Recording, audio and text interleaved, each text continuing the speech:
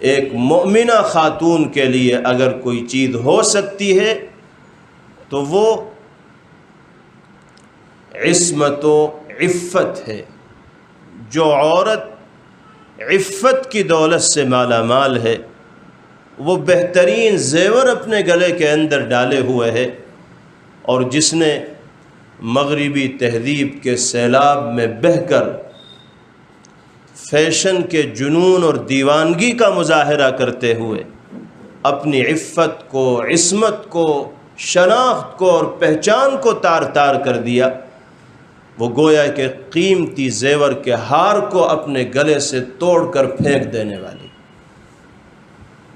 آج کا جو زمانہ ہے کتنا خطرناک زمانہ ہے، اور کیسا فتنوں بھرا زمانہ ہے۔ دشمن کس کس طرح سے اسلامی معاشرے کے اندر فتنوں کی راہوں کو ہموار کرنے کی کوششیں کر رہا ہے، کسی پر مخفی اور پوشیدہ نہیں۔ لیکن افسوس اس بات پر ہے کہ سب کچھ جاننے اور بوجھنے کے باوجود ہمارا معاشرہ، چاہے وہ مردوں کا ہو یا عورتوں کا ہو، دشمن کے منصوبوں کو عملی جامہ پہناتے ہوئے دکھائی دے رہا ہے۔ ہم اس کی سازشوں میں برابر پھنستے چلے جا رہے ہیں۔ جس کلچر کو، جس تہذیب کو وہ ہمارے درمیان رائج کرنا چاہتے ہیں، ہم 2 قدم آگے بڑھ کر اس کلچر و تہذیب کو قبول کرتے ہیں اور اپنی پہچان کو پس پش ڈال دیتے ہیں۔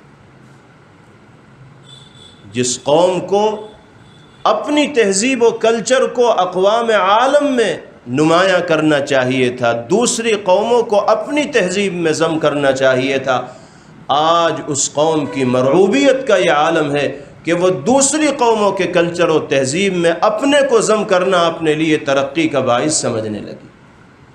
آج ہمارا نوجوان فیشن زدہ ہو کر یہ سمجھتا ہے کہ مجھ سے زیادہ حسین و خوبصورت کوئی دوسرا ہے ہی نہیں، حالانکہ اسے یہ پتہ نہیں کہ تو نے دوسروں کے کلچر کو اختیار کر کے اپنی پہچان کو مٹا دیا، اور جس شناخت کی حفاظت تیرا دینی فریضہ تھا، تو نے اس حفاظت کی ادائیگی میں کوتاہی کی۔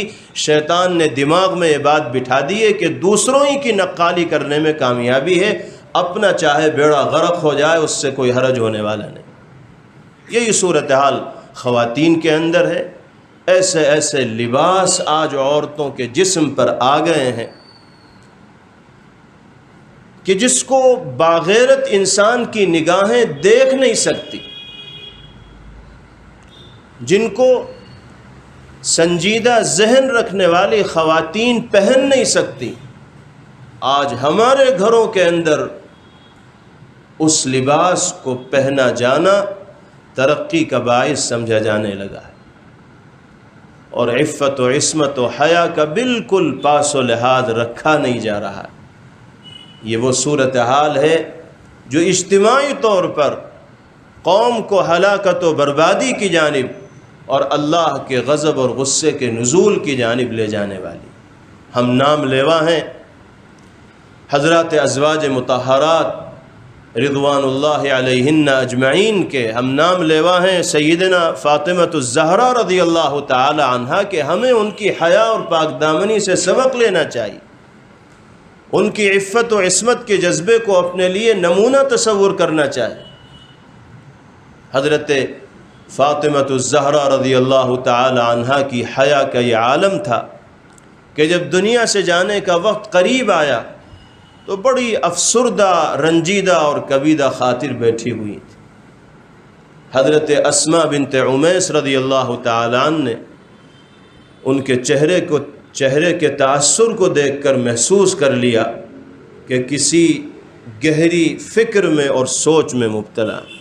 ہمت کر کے پوچھ لیا کہ کیا وجہ ہے، کیوں ایسی افسردگی اور فکر کے آثار آپ کے چہرے سے نمایاں اور ظاہر ہیں؟ کیا دنیا سے جانے کا خوف آپ کو ستا رہا ہے؟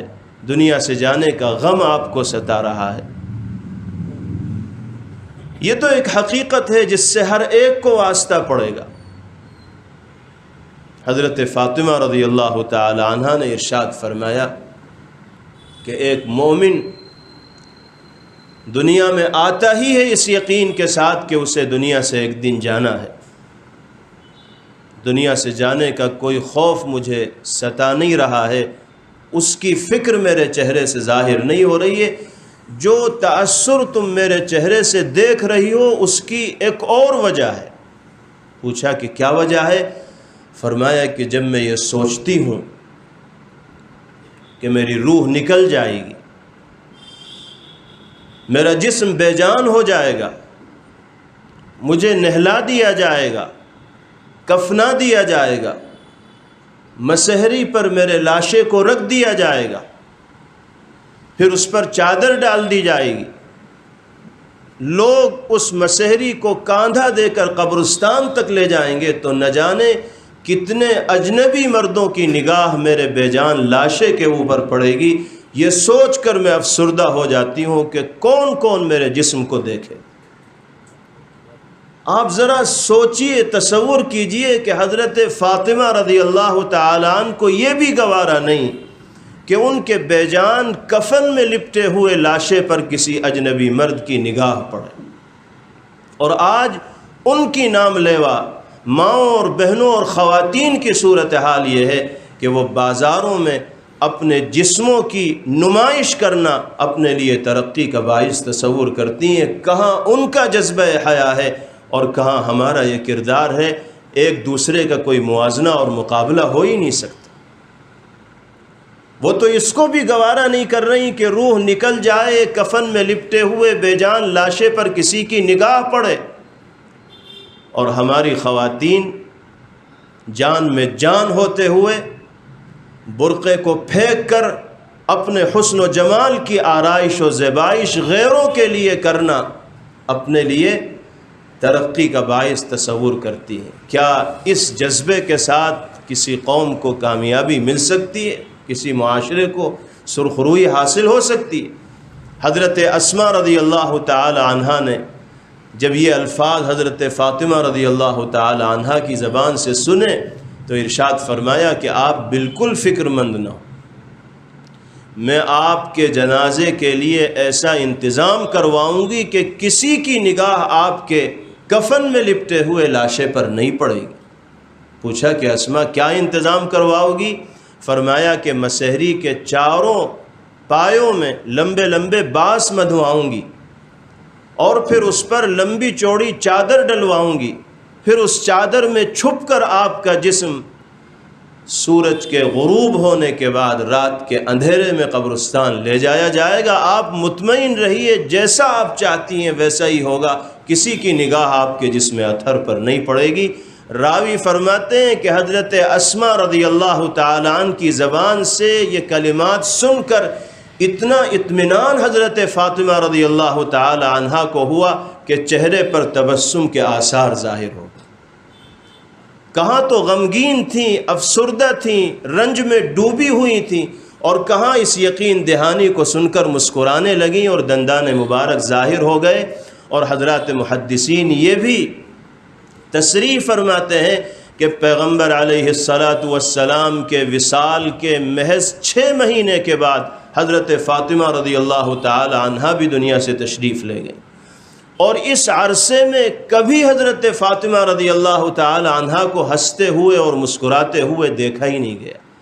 نبی کریم علیہ السلام کی جدائیگی کا ایسا غم تھا کہ ہنسی اور مسکراہٹ فاطمہ رضی اللہ تعالی عنہا کی زندگی سے دور ہو گئی تھی۔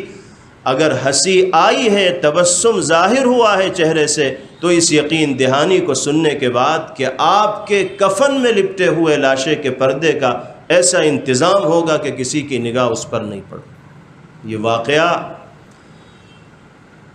مسلمانوں کی آنکھیں کھولنے کے لیے کافی ہے،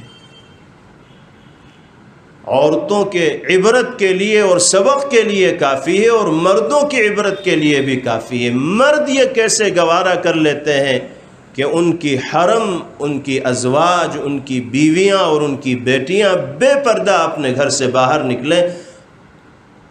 اس میں جتنا کردار عورتوں کا ہے اتنا ہی کردار مردوں کا بھی ہے۔ اگر مردوں کی طرف سے یہ پابندی ہو کہ گھر میں پردے کا ماحول بنانا ہوگا اور شرعی تقاضوں کے مطابق عمل کرنا ہوگا، تو جب مرد ہر بات منوانے میں گھر والوں سے کامیاب ہو جاتے ہیں تو دینی تقاضوں پر عمل کروانے میں وہ کیوں کامیاب نہیں ہو پائیں؟ کمزوری ہماری ہے، وہ ایمانی جذبہ ہمارے دلوں کے اندر نہیں پایا جاتا جو جذبہ ایک مسلمان کے اندر ہونا چاہیے اور جس کا اظہار اس طرح کے معاملات میں ہمیں کرنا چاہیے۔ اللہ تعالی ہم سب کو ایمان صادق نصیب فرمائے، جذبہ صادق سے باری تعالی ہمیں مالا مال فرمائے، اپنے ایمان کی قدردانی کی اللہ توفیق مرحمت فرمائے، ایمانی تقاضوں پر عمل باری تعالی ہمارے لیے آسان فرمائے۔